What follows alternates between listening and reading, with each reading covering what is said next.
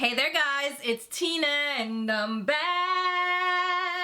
And I hope you guys are all doing well and staying safe. So I wanted to do a new series here on my channel called Netflix and Chat, where we talk about a Netflix show, a documentary, a series, a special, whatever it is that tickles our fancy.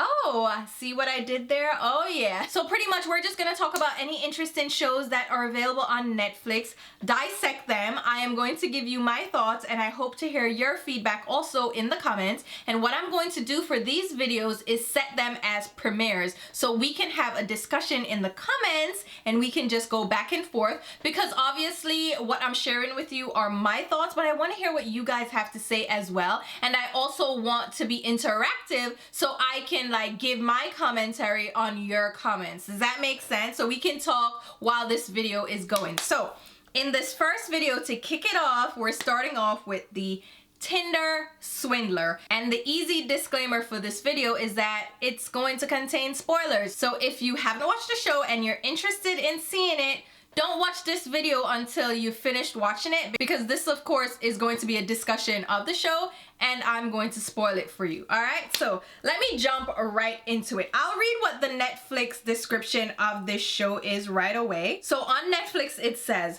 posing as a wealthy, jet-setting diamond mogul, he wooed women online, then conned them out of millions of dollars. Now some victims plan for payback. And that pretty much is a quick synopsis of the storyline of this movie. But it's more like a movie documentary because this is a real life situation. Now it's called Tinder Swindler because the whole thing is orchestrated through the online dating app Tinder. Now I don't know the first thing about Tinder. I have never used dating apps. I don't know how to use dating apps. So this is just cursory information for me because I don't know what to do, child. But all I know is Tinder is an online dating app. There are people that show proximity to your location. They have a profile with like photos and their information like their age and their name. And then you can swipe left, which means you're not interested, or swipe right, which means you're interested. And if they also swipe right on your photo, that means that it's a match, and it will pop up that it's a match, and then you guys can start communicating, right? Easy, simple enough. You guys let me know if I got that right. So what happened is these women, and it follows 3 women, right? The main person that we're following in this story is Cecilie. She's the one that enlisted the help of Norwegian journalists that ended up breaking the story and brought this Netflix special to life because she wanted to expose the Tinder Swindler, expose this guy. His name is Simon Leviev. I can't pronounce it, okay? But his name is Simon. He's the one that conned all these women. There are multiple women that he conned out of millions of dollars. And I'm sitting here watching this show like, how the hell did this happen? Like, I cannot fathom it, but at the same time, I understand what happened and how it happened. And I must say, okay, this guy Simon is really smart in the way he conned these women. He's very cunning and charming, and that's the way he weaseled his way into their lives and ended up scamming them out of millions of dollars. Like, I'm just here like baffled by the whole thing. So all right, let's just jump into the general story. So Cecilie was on Tinder one day, you know, just perusing the site looking for matches, and she pops up on Simon's profile, right? His pictures are alluring. He's showing this luxurious lifestyle. She clicks over to his Instagram page, which he has linked, and there are pictures of him on vacation taking these luxurious trips. Like, he is very fashionable and she is intrigued, right? And let's be honest, the first thing that jumped out to me is that it kind of smells a little bit gold diggerish, okay? Because automatically she's intrigued by his lifestyle and she's like, that's a lifestyle that she can only aspire to. That's a lifestyle that she has never experienced, right? So she swipes right, which is saying, hey, I'm interested, what's going on? And then Simon also swipes right on her profile, and then bam, it's a match, right? And they start messaging right away. At least that's what she says. So instantly they start messaging, and I'm like, isn't that a red flag for you? This guy seems to be living this busy, exclusive, extravagant lifestyle, and he is a diamond mogul yet he has time to be on Tinder, of all places, swiping right on you and then having a conversation right away. That was a red flag. Like, hello, why is he not busy? Like, what's going on? Okay. And then another one of my initial thoughts was, why would a diamond mogul, a multi-millionaire, be on Tinder in the first place? That doesn't strike you as suspicious? Like, no one's seeing this? I mean, I guess are celebrities on Tinder? Like, is this a thing? I thought Tinder was for us locals, right? Like, I'm just saying, aren't there like millionaire match sites and matchmakers for these people? Like, why would they be on Tinder? But I guess if you're in that lifestyle, like maybe you think that's just the thing that happens. I don't know. Either way, that was a red flag for me, because these millionaires would not need Tinder to find potential matches. Like, women are already probably throwing themselves at them, right? And they already have people in their circle that are trying to make matches for them. So it made no sense to me that he would be on Tinder. But she didn't see that as a red flag. She went ahead and she was messaging. So anyway, they're messaging and he says that he's currently in London, right? But he's leaving tonight. Does she want to meet up for lunch? And she's like, yeah, like, why not? Like, let's go for it. So he sends her his location, which is at the Four Seasons Hotel. So exclusive extravaganza. And she was like, oh yeah, I'm about to go have coffee and lunch with this guy, right? It was only supposed to be like an hour-long date. They were just checking each other out, seeing what's going on. So they meet up and she is charmed, okay? She is swept off her feet. This guy is just getting all personal with her, having this great conversation. Like, she's feeling the connection. She's feeling the vibe. He looks like his picture, so he's not catfishing. She feels like, oh my God, this is a fairy tale, right? Like, this guy who is a millionaire is interested in little old me. Like, ooh, so she is enjoying this whole thing.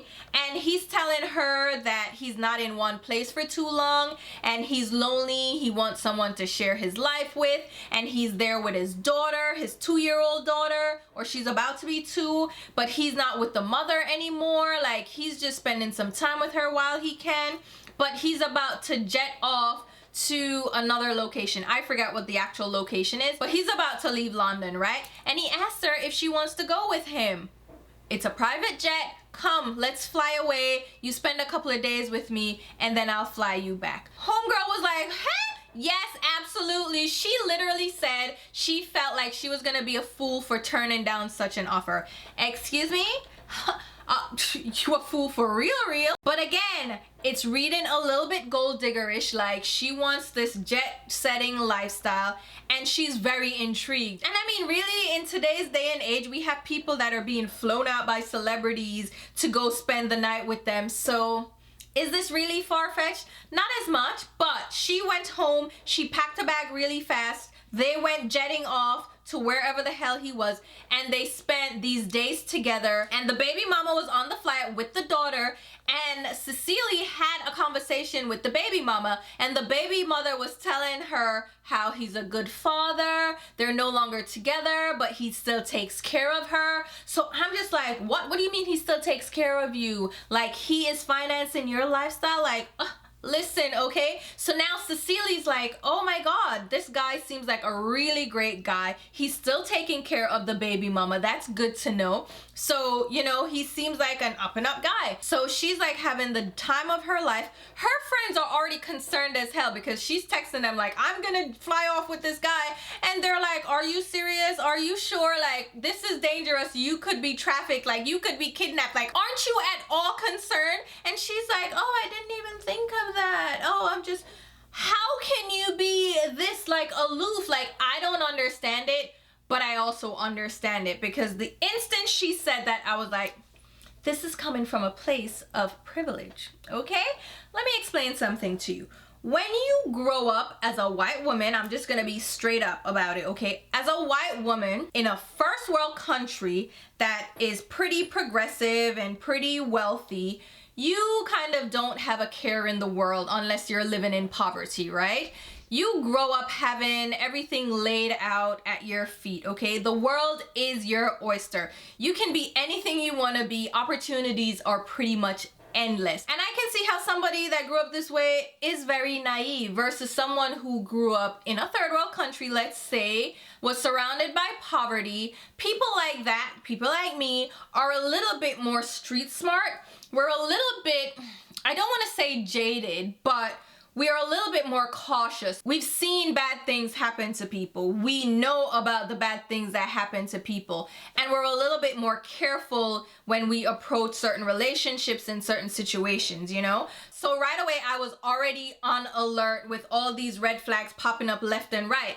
But again, I am less trusting. I don't see the world as my oyster, okay? Life is not at my fingertips. I have to be a little bit more discerning when I approach certain things. So here she goes, jetting off to wherever. She's living it up. And then she goes home back to her real life. And she thinks this is just, you know, a once in a lifetime opportunity. She experienced it. That was it. But this guy kept in touch. Like, he was very interested. Like, he was layering on the charm, child. He was like wooing her, and he kept on flying her out or flying to see her, and she felt so special. She was like, oh my God, this guy is so busy, yet he's coming to see me. She felt really, really special, right? So she falls into his trap, and he asks her to be his girlfriend. And of course, again, she is like up here flying in the clouds. She's so elated. She's living in her fairy tale, and she's like, yes, absolutely. Again, he's laying it on thick, okay? And of course, she's Googled him, right? Because she mentions that. She's like, of course you're gonna Google him. So she Googles this guy, and everything seems legit. Like, the father pops up. The father is the CEO of this diamond company, and now the dad passed that on to Simon, and Simon is like the prince of diamonds. His dad is the king of diamonds. So she thinks all of this is legit, and Simon set this up to look really legit. Or maybe it's all legit and he's just piggybacking off of the whole thing and legitimizing his existence and making it seem like he is indeed the heir to this whole diamond business, right? So here they go. She is so enthralled. She's in love. He even tells her to start apartment hunting, right? And he gives us this extravagant budget to seek out apartments for them to live together. She had like a budget of $14,000, which is a lot of money, or maybe it's pounds or euros, but the 14,000 was thrown around, and I'm like, huh, so she is cruising around looking at these apartments, trying to find like their perfect apartment, and she is living the dream. Like, imagine somebody told you, you have $14,000, this is our budget, go find an apartment for us. You would be like, what? Listen here, okay, you can get a luxury apartment for that price point. So here she goes doing all that, right? Meanwhile, Simon is slowly like baiting her, right? So he has security around him. Security's name is Peter. All of a sudden, he starts telling her that he's in danger. He has enemies. Like, things are a little bit shaky. Like, things are dangerous for him right now. There are people that are after him, right? So he's feeding this in.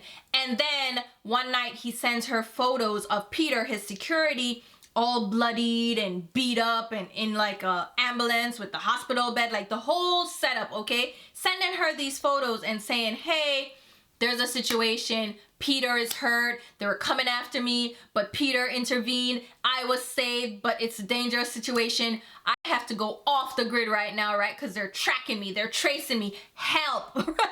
And she's like, oh my God, what's going on? My boyfriend's in danger. I'm so scared. I'm nervous. I'm panicking. And here is when the con really sinks in, all right? He says to her, he can't use his credit cards because they're tracking him. He cannot leave a paper trail at all. So what he's asking her to do is put him as an authorized user on her Amex card, okay? You know, Amex tends to not have a limit, or they have really high limits if you qualify for it. So he's like, hey, just add me as an authorized user on your card. Like, I'm showing you my limit, so just let me be a user on your card for now, and I'll pay you back. Like, don't worry about it, right? And she's a little bit apprehensive, but it's her boyfriend, right? She trusts him. So she's like, all right, I guess you can use my card. You're gonna pay me back. I don't want them to track you, right? So she goes ahead adds him to her card. And one of the things that she mentioned is that she had to call Amex like repeatedly every time he made a charge because they would block it. So she would have to call and approve it and pretend that she was actually at the location that he was using the card. And he would be booking hotels, booking plane tickets, private jets. Like, he was doing the works on her card, okay? And he kept calling her to have her approve these charges. And like, she was getting nervous. She's like, yo, you're spending a lot of money. What's going on? So he sends her this receipt for like a wire transfer showing that he sent her the money, right? Here's a bank transfer. And he made this look really legit, right? He sent her the document showing that he's sending her more money than he already spent on her card. So she feels a little bit more at ease. She's like, okay, so he sent me the money. It's fine. He can continue using the card, right? So it goes on and on until it gets to the point where he asks her to take out a loan because he needs cash, okay? He needs 25K cash. And she's like, I don't know where I'm gonna get that. So she goes ahead and takes out a personal loan. Like, me and you now know it's getting crazy, okay? First of all, you're using my credit card. What? And you're charging all these things. Meanwhile, she hasn't seen a dime of the money that he claimed to have sent her, and yet she went ahead and took out a 25K loan. Who could have fooled me, sir? Who? Which idiot me look like? You must hit mother your ass, first of all. Okay? Me for take up 25 to... No, sir. No. I'm taking up $25,000 to give to you. But mind you, she's got to get this cash, right? So she cashes out this loan. She packs her bag, travels to him, okay, goes through security at TSA. Is it called TSA internationally? Probably not. But she goes through security at the airport, okay, with 25K in her carry-on. Now, y'all know if you travel with over 10K, you have to declare it. So I'm sure she was shitting her pants because she's like, oh my God, they're going to ask me why I have all this money. Anyway, she go on with the money. Again, being a white woman, them not really check you too much. Them not think you're a drug mule or these things. So she goes with the money, gives him the cash, child, and then goes on about her way. But she is so happy to help out her boyfriend, all these things, right? Me dear, the man take the money and he is on his way living it up, right? She still has not seen a dime of that wire transfer, and she's calling him like, hold out. I haven't seen the money. I need to pay these bills. These creditors are calling me.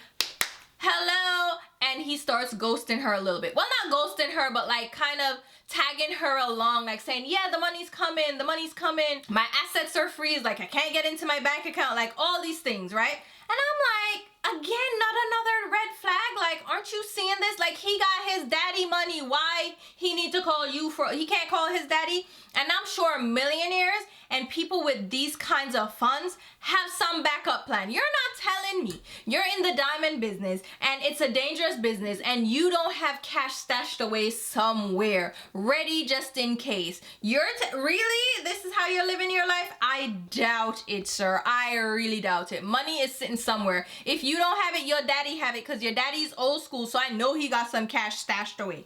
So your daddy couldn't give you money. So you're calling your girlfriend, who is not a millionaire, to lend you money. Nothing jumps out to this woman anyway, and keep stringing her along. Then we're introduced to another woman that the same situation happened on Tinder, right? She's swiping through the dating app, she's living her best life, and she swipes right on Simon. Again, she's intrigued by his photos, his lifestyle. She's like, oh, this guy seems like somebody I'd be interested in. She swipes right, and Simon swipes right. It's a match, and he invites her out again. I don't know if it was dinner or lunch, but he invites her out to meet him up at his hotel. So they meet up, they have dinner, it's a whole situation. I think this is the one where the restaurant people knew him and they were just bringing food left and right. There was special caviar dishes and all this stuff. Like, it was extravagant, and she was very impressed. But she wasn't interested in him in a romantic way. She was like, she wasn't really attracted to him. He was shorter than she expected, but she still really enjoyed being around him. But she's like, it's more of a friend vibe. So she said she really enjoyed his company, and they stayed in touch, right? So through his different trips, he would tell her to come meet him here or there. They would party together. Like, it was a whole situation, right? And again, his lifestyle and his vibe, like the clubbing thing, she wasn't into, but she still remained friends, so they could go on yachts together and do those kinds of things that she was into, right? So she was still his friend. Lo and behold, the same story. He sends her photos of Peter again, bashed up, bloody and all this, and he gives her the spiel about his enemies are after him, he needs some money. So he asks her to lend him some money, and again, he's sending these wire transfers to show that he's good for it. He's gonna pay her back, right? So she lends him money. She's living at home with her parents and saving up to buy her house. Can you imagine? And she's like, well, you know what? I trust this guy. He's good for it. He's a millionaire. Like, he's gonna give me my money back, right? So she lend him our money. I forget how much she lend him. Whole heap of money as well, because he asked for, I think it was like 10,000, maybe 15. But he asked her for a good chunk of money, and she lent it to him. And again, he's sending these wire transfers, these proof of transfer of funds, and the money he's transferring on these receipts are far more than she ever lent him. So she's like, oh my God, thank you so much. She was so thrilled that he was sending her like triple what she already lent him, right? So then he reaches out again and says, hey, can you lend me some more? And again, she's comfortable because she thinks she's getting this wire transfer. She sends him some more money, child. What? Okay. And then her bank is like, miss, your wire transfer don't go through. She's trying to see if the money's in her account. It ain't in your account, miss. So she's reaching out to Simon like, what the hell? Where my money at, beach? And she's a businesswoman, so you would think she'd be a little bit more savvy, but apparently not. And she said this is not the first diamond mogul she's been involved with. And I'm like, what kind of lifestyle you living, child? So maybe for her it was easier to swindle her because she's already been in it, so I guess she's more used to the lifestyle. So maybe this made a little bit more sense to her. Like, this is something that happens normally with these millionaires. I don't know, child, but she was just going along with it.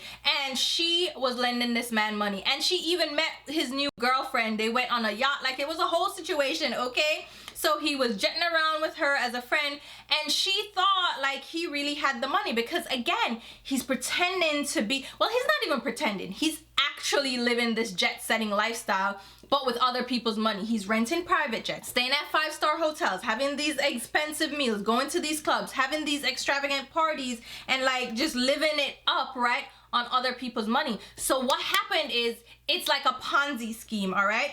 I get money from this girl, right, to wine and dine this other one, and I'm tricking her in the meantime to get money from her to now wine and dine the other one. And it keeps going layer after layer. So he's like robbing Peter to pay Paul, but really he's robbing Cecily to fund Pamela over here, right? So it was like a whole situation. So that is the friend that he swindled. Lo and behold, there was a third woman, and I'm like, what's going on?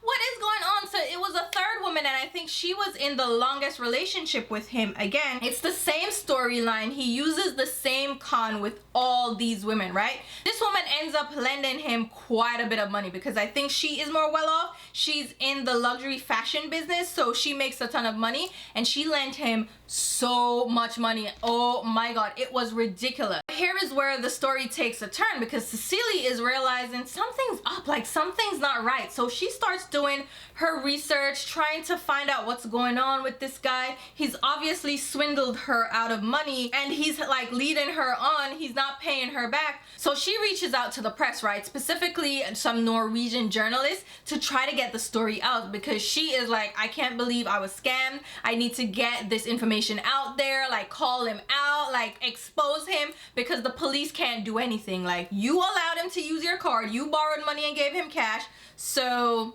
you did it willingly, so there's nothing they can do. He didn't steal from you, you know what I'm saying? So she's like, well, her only approach is to get it out there in social media, in the press, just to let people know, like get it out in the news, right?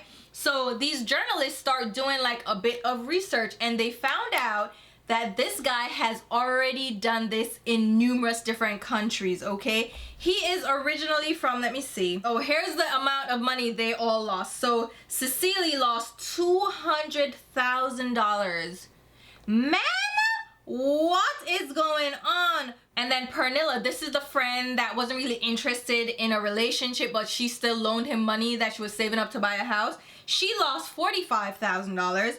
And then the third person, Eileen, she lost, well, they're not even saying how much she lost because I don't think she was really clear on it, but she lost quite a bit of money. But so far, Cecilie seems to be the one that lost the most. So all right, back to the story. The Norwegian journalists are doing their research, like trying to figure out who this guy is, right? Remember now, Cecilie is giving them all her text messages, her voice notes, and they're played in the actual show. So it's like going through the whole timeline, and it's quite a situation, okay? So they found out that this guy is actually an Israeli that is known for his cons, okay? So come to find out, Simon was actually charged with theft, forgery, and fraud in 2011 back in Israel, but he fled the country before his sentencing, and then he was convicted in Finland for defrauding women and was returned to Israel in 2017, but he fled the country again. 2 years later, in 2019, he was imprisoned finally in Israel after pleading guilty to the fraud charges, but was released after serving only 5 months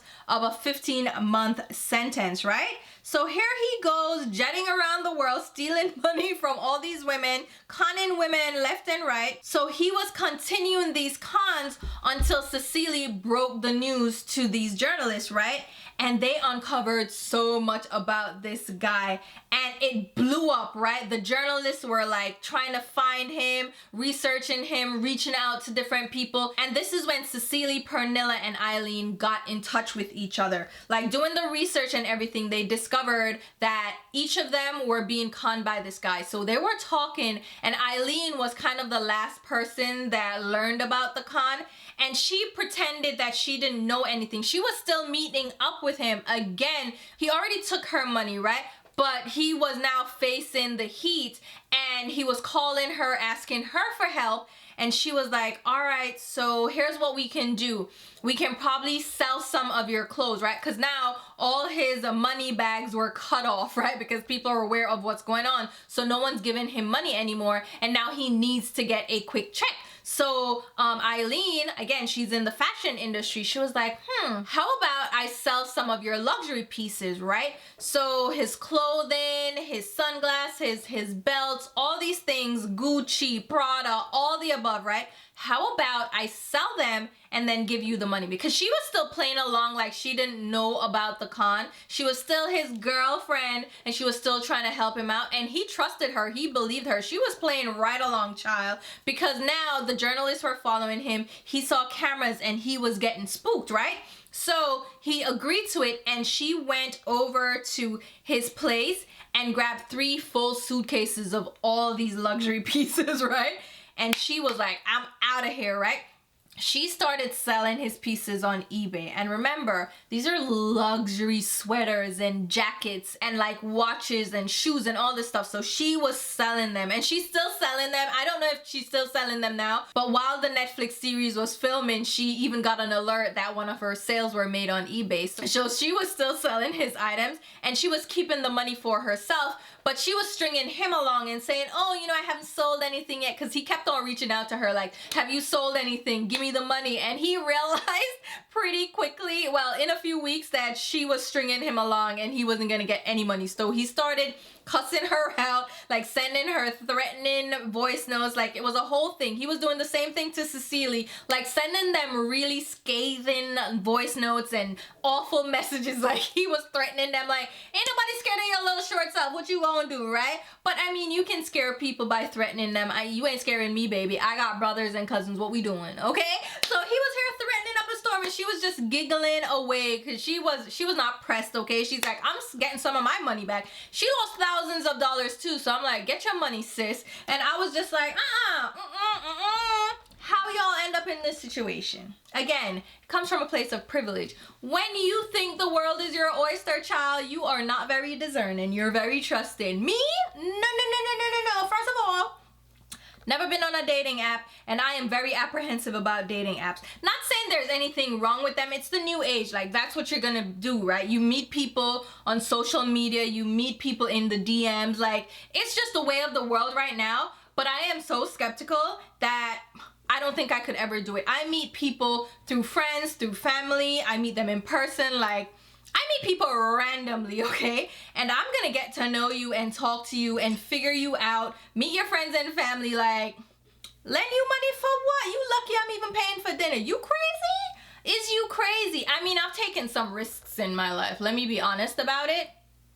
I have taken some risks, and thankfully none of them have turned around to screw me royally. I would never be sending money to anyone. I mean, someone tried to get me that way, child, and I was like, who you talking to? You must be out your goddamn mind. So I went for a vacation in Jamaica. It was a family reunion, okay? We went to a hotel. It was Riu. By the way, Riu, excuse me, Riu is a damn mess. But I went to Riu. You know, they have the stage performers that do the shows every night. They live at the hotel or they live off-site, but they work at the hotel, right? So what happened is my group of cousins, we went partying with these guys. Like, they're our age, they're cool, whatever. They work at the hotel. We were comfortable going to like the parties with them. So we went to the parties or whatever. By the way, I won a dance contest at one of these parties, child. Imagine me. Now, they thought I was American because I apparently had an accent.